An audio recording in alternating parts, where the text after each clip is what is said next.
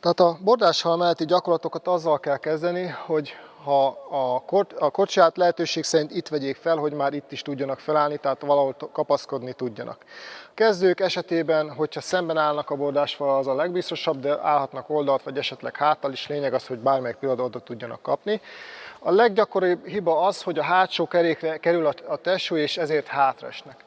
Ugye mivel a lábunk így áll, tehát előrefele mindenképpen előre kell terhelnünk, hiszen a hátrafelé már nincs támasz, előrefelé meg még mindig meg tudom fogni akár térdel, akár csípővel, akár törzsel. Na most ezért aztán az alaphelyzet kivitelezése nagyon fontos. Miután az megtörtént, utána jöhetnek azok a gyakorlatok, amellyel a gyerekünk, az oktatandónk vagy a tanulónk megtanulják a korcsolyát, mégpedig ráéreznek arra, hogy milyen dimenziói vannak, mennyire gurul, egyáltalán milyen lehetőségei vannak. Nagyon fontos az, hogy megtanulják, hogy a térd előre és hátra való mozgásának alapvetőnek kell lenni, hiszen ezzel tudják majd később forgatni a korcsolyát, illetve a másik nagyon fontos, hogy megtanulják azt, hogy mennyire fogja meg a korcsolya őket oldalra. Tehát a szár felső-belső része meg kell, hogy tartsa a sípcsontnál a lábat. Na most, hogyha ez 45 foknál nagyobb, akkor bizonytalanná válik az egész, ezért aztán addig kell csatolni, vagy addig kell húzni a felső szárat, amíg ez megvan. Ez meg is történt. Tehát itt most már körülbelül 45 fokban meg is tartja. Ugyanúgy kifelé.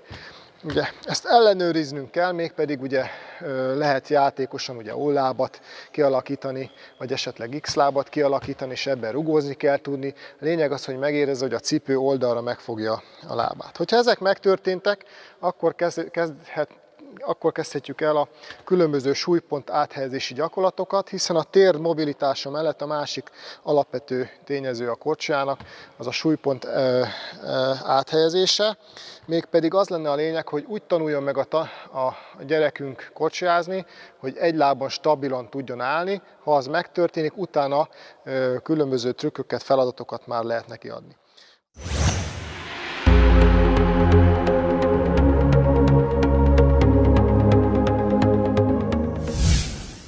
Az első ilyen feladatsor, ugye az O-láb és X-láb után a korcsolyának a gurulási tényezőinek a megérzése, amelyet egy egyszerű előre-hátra történő gurítással megoldhat. Utána alkalmazhatjuk az egy támaszlábas első kerék, egy támaszlábas hátsó keréken való gurulást. Tehát akkor még egyszer O-láb, X-láb, gurulás, majd pedig jöhetnek a guggolások, mert guggolásokat mindenképpen támasz mellett hozzunk létre, és úgy, hogy érezze meg a gyerek, hogy mi az, amikor a korcsolya első két kerekére, illetve a hátsó két kerékére viszi a testsúlyt. Ha ez megtörtént, jöhetnek az úgynevezett hajtás alapelemének kialakítása.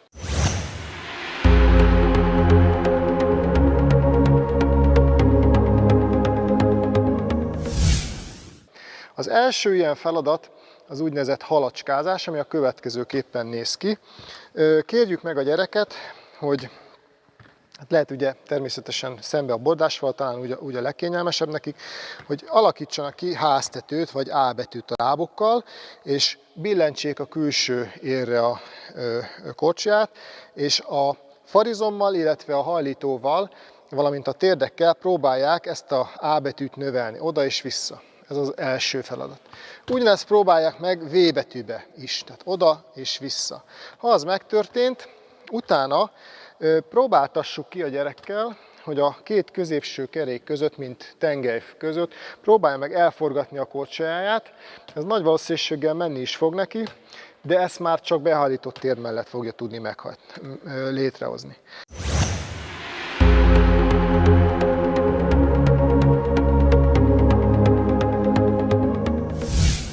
Ami A betűből indul, és V betűbe érkezik, és minthogyha egy szemformát vagy halacska formát alakítanék ki. Tehát a következő módon.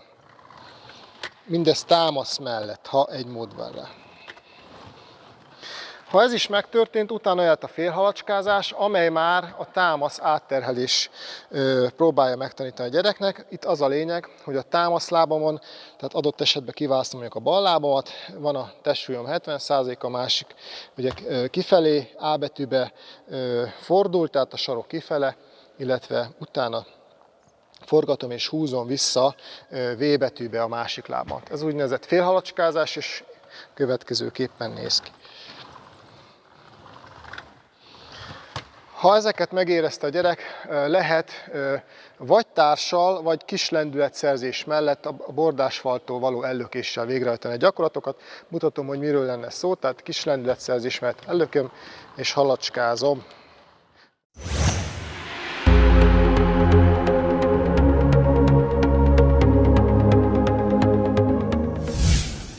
Tehát miután a bordásfalnál a gyerek megérezte a görkocsia dimenzióit, gurulását, hogyan fogja meg a lábat, utána lehet kimenni olyan területre, ahol viszonylag jó a talaj, tehát parketta vagy tornatermi feleletek. Ha egy mód van rá, betonra nem menjünk, de hát természetesen előfordul, csak olyan helyzet alakul ki, hogy betonra megyünk, akkor viszont muszáj betonra kimenni. A lényeg az, hogy ha nagyszámú csoportról van szó, akkor lehetőség szerint párokba állítsuk őket, és úgy alakítsuk ki a gurulásokat, hogy az egyik, a hátsó, illetve az első a csípőjét fogva egymást tolják előre vagy hátra, hogy egy stabilitást, egy bizonyos biztonságot érezzenek ekkor is. A párokba állított korcsolyázás gyakorlatsora a következő. Gyakorlatilag ugyanúgy folytatni kell, amit a bordásfal mellett, tehát ott már meg kell éreztetni, hogy igenis a korcsolya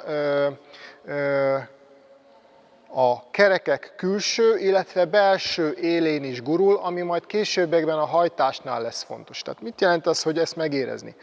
Tehát először is ugye, miután a társ tolja a csípőjénél fogva a másikat, utána a gyerek kiválaszt magának egy támaszlábat, ahol 60-70%-ra ráviszi a testsúlyt, behajlítja a térdét, a másik korcsolyát pedig enyhe óláb alakúra a külső kerékére állítja, és emellett gurulnak. Ugyanúgy a másik oldalra is, majd ha ez megvan, akkor úgy mind a kettőre, majd pedig X lábon is kell tudni tolni a másikat, és meg kell érezniük, hogyan kell.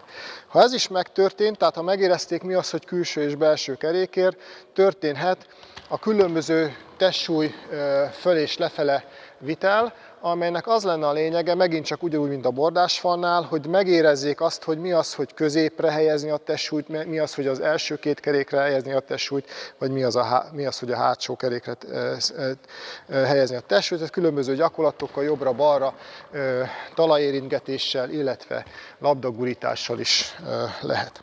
Ha ez is megtörtént, akkor léphetünk át, ugye, nem a bordásfalnál végzett, de már a hajtás elő gyakorlatát képező úgynevezett halacskázásra, ahol az egyik lábbal halacskázok, úgy hátrafelé, ez majd a hátrafele gurulás oktatásánál lesz lényeges, illetve a másikkal, illetve mindkét lábbal halacskázok, úgy, ahogy elmondtam.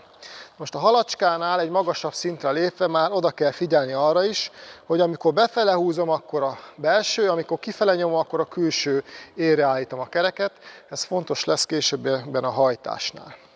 Ha megtörtént a halacskázás, akkor lehet egy kicsit kialakítani azt az érzetet, hogy mi van akkor, amikor a két görkocsa egy nyomvonalon van, tehát a 8 kerék egy vonalon van. Ez ugyanis már a combok összenyomását egy még hát úgymond bizonytalanabb egyensúlyi helyzetet hoz létre, tehát amikor már egy helyen nem mindenki tudja megcsinálni egyre, kell egy bizonyos egyensúlyi érzék hozzá, sokan a karjukat használják egyensúlyozásra. Ha megtörtént az egy nyomon való gurulás kialakítása, lehet az előlévő láb az egy nyomból való kibillentésével a kereszthalacskázás oktatása, melynek megint csak a hajtás stabilizálása lenne a fő cél.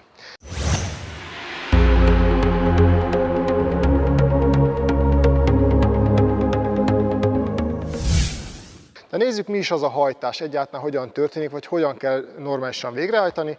Ugye az a hajtás, amivel stabilan, jó egyensúlyú helyzetekben tudok testsúly áthelyezésekkel haladni előre. A hajtás akkor jó, és ez bizony már a korcsolyának a kerekein is látszik, ugyanis inkább úgy mondom, akkor rossz, hogyha úgy hajtom a görkorcsolyámat, hogyha azt veszem észre, hogy a görkorcsolyám kerekeinek belső része kopott. A hajtásnál ugyanis nem csak a belső részen hajtom a korcsolyát, illetve hát innen rugaszkodom, eddig tiszta sor, ugyanakkor a külső részre is az ívet húzó láb korcsolyának külső részre kell, hogy kerüljek, ezt viszont csak úgy tudom elérni, hogyha nem úgymond terpeszállásba hajtom magam, tehát ez a fajta hajtás nem megfelelő. V-alakba kell tenni a lábat, egymás elé teszem, mint egy Charlie Chaplin módjára lépegetek, viszont csak akkor kezdek el gurulni, jobbra és balra kibillentem a vállamat, ezzel a testsúlyomat áthelyezem egy olyan pozícióba, amely kényszeríti a korcsolyámat elindítani a gurulást. Tehát még egyszer mutatom, körülbelül ez. Ezt aztán egyre hosszabb gurulásokká kell átalakítani, mely már a hajtás, a normál technikai hajtás előszobája lehet. Ha ez megtörtént, akkor lehet esetleg köztes gyakorlatként az úgynevezett rollerezést alkalmazni, ahol az egyik lábon van a testsúly, a másikkal pedig hajtom magam, és körülbelül így néz ki, ezt mindkét irányba meg kell tennem. Mindenképpen a V-alakú Charlie Chaplin lépéseknél, illetve a rollerezésnél is arra kell törekedni, hogy az egyik lábamat mindig visszategyem a másik láb mellé, és úgy hajtsam magam. Hiszen maga a hajtás a következőképpen néz ki, testsúly áthelyezésekkel, amely a váll akár 5 vagy 10 centis kibillentését jelenti a támaszlábhoz képest, hogy a rugaszkodó láb enyhén V-alakban behajlított térd mellett löki el a lábat, a másik láb pedig a külső kerékére billentve hosszan elnyújtott íven kell, hogy guruljon, és ezzel alakítjuk ki a normál technikai hajtást, ami következőképpen néz ki. Hátratett kézzel, enyhén billegve gurulok.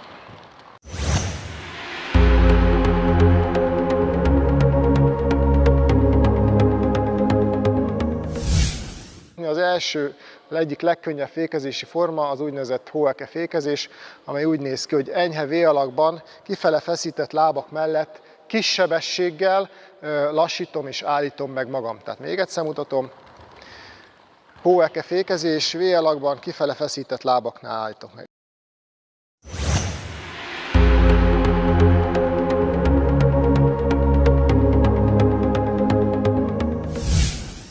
A következő fékezés az úgynevezett piruett fékezés, amely a forgással történik. Testsúlyomat áthelyezem az egyik lábra, a másik láb első kerekén keresztül behajlítom a sarkamat, és egy széles V betűbe teszem a két lábam, ezzel elindítom a körbeforgást, és mintha egy fordított fagyi töltsért ölelnék, állok meg. Tehát tulajdonképpen ez az úgynevezett piruett forgás. Ezt testsúly áthelyezéssel, illetve lábforgatással oldom meg.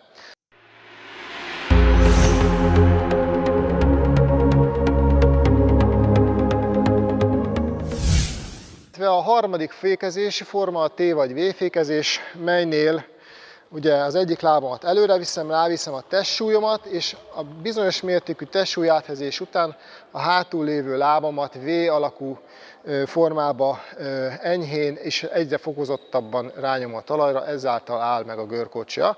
Most ez ahány ember, annyi anatómiai háttér, ezért valakinek így fog állni a lába, valakinek így fog állni a lába, valakinek egészen bent fog. Ki kell tapasztalni mindenkinek azt, hogy mi módon alakítja ki a T vagy V fékezést.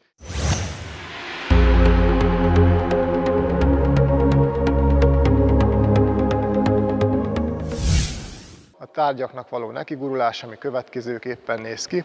Lendületet teszek szert, kinyújtom a kezem, és szépen bekísérem magam, és úgy állok meg a bordásfalnál, oszlopnál is egyebek. Tehát ezek a fékezési formák léteznek.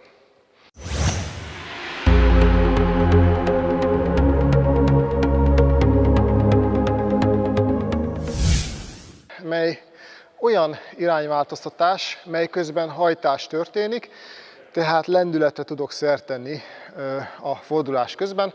A következőképpen kell kialakítani a koszorúzást. Balra vagy jobbra történik, tegyük fel, balra indítom el, akkor a úgynevezett ívbelső, illetve az ívkelső lábról beszélek. Az ívbelső nyilván, amelyik belül van, a ívkülső, ahol kívül van. Ha balra akarom elkezdeni, akkor a bal lesz az ívbelső lábam, és a jobb lábbal lépek keresztbe.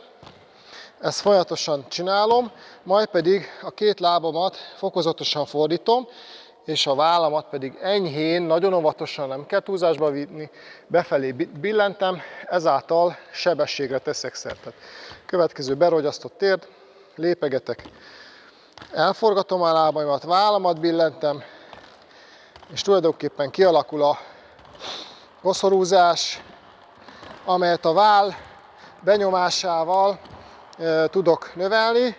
Lehet lépegetéssel, de lehet halacskázó módon végrehajtani.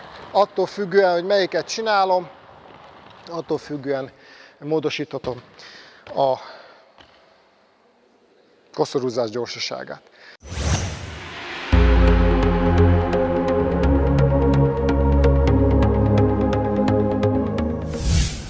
A hátrafelé hajtás, mely sokaknak gondot okoz, holott nem olyan bonyolult, mint ahogy az elsőre tűnik. Ha egy mód van rá, akkor ezt is társal kezdjük el, mégpedig úgy, hogy itt nem a csípőnél történik a tolás, hanem ugye alaphelyzetben kinyújtott vagy enyhén hajlított kar mellett hagyom, hogy a társam toljam hátrafele. Most ez is a legegyszerűbb, ha úgy kezdem el, hogy halacskázok, mégpedig úgy néz ki, hogy A betűbe teszem a lábam, sarkaim kifele állnak, enyhén külső érre billentem a korcsolyákat, és ebből a helyzetből a társ segítséget kérve kapok egy kis lendületet, aki tol, és csinálom a halacskát. Hogyha ez megtörténik, akkor egyre jobban fog menni, és aztán már önállóan is végre tudom hajtani. Ha ezt kész, a következő egy kicsit még aktívabbá téve a hajtásokat, csak egy lábbal jobbal és balra hajtom végre, ugye behajlított térd mellett, 60-70%-os terheltség mellett, a másik lábamat használom, kifele nyomom, befele húzom, ezt is lehet társsegítséggel, de lehet önállóan, attól függ, milyen helyzetben vagyok. Ha ezek is megtörténtek, akkor utána már mehet az a mód is, amely mellett mindkét lábamat szinte már síelésszerűen, nyilván ezt előrefele, az első kerekekre billentett módon hajtom végre.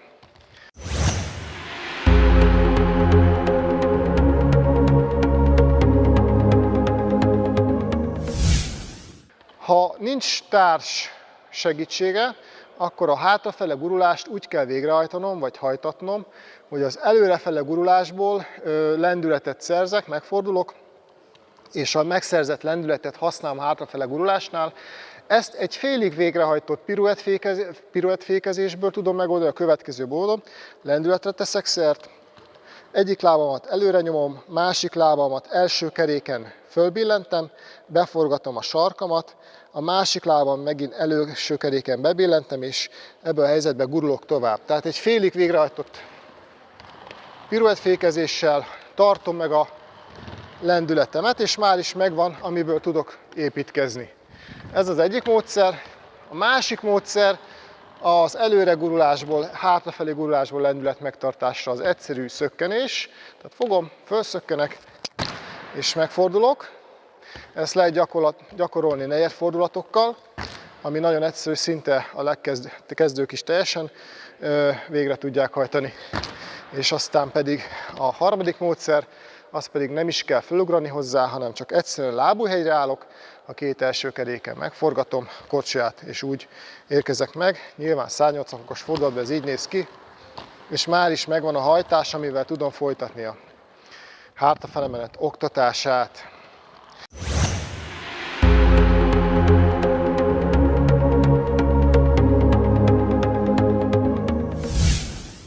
A hátrafele koszorúzásnál van egy úgynevezett kormányzóláb, ez az ívbelső láb, amely a hátrafele koszorúzás kialakításáért felelős, az pedig úgy néz ki, a következő T betűbe rakott lábat. Ha ez megtörtént, akkor kiderül számunkra, hogy anatómiailag mindenki képes a hátrafele koszorúzásra, mégpedig a következőképpen néz ki, hogyha jobbra-hátra akarok menni, akkor a kormányzó lábam enyhe T betűbe teszem, és ezen keresztül fogom majd ugye az ív külső lábamat, mint az előre koszorúzásnál keresztbe rakosgatni, és a kormányzó lábam sarkát pedig irányba állítani, és a vállam betolásával elindul a koszorúzás, és végül is elindul a tulajdonképpeni hátrafele koszorúzás, amit tudok stabilizálni azáltal, hogy az ívbelső karom hátranyújtom, és a csuklómat nézem, ezáltal a koszorúzás stabilá válik, anélkül, hogy bármilyen egyensúlyvesztés lenne, hiszen a tekintetem abba az irányba fordul, amelyre történik a koszorúzás.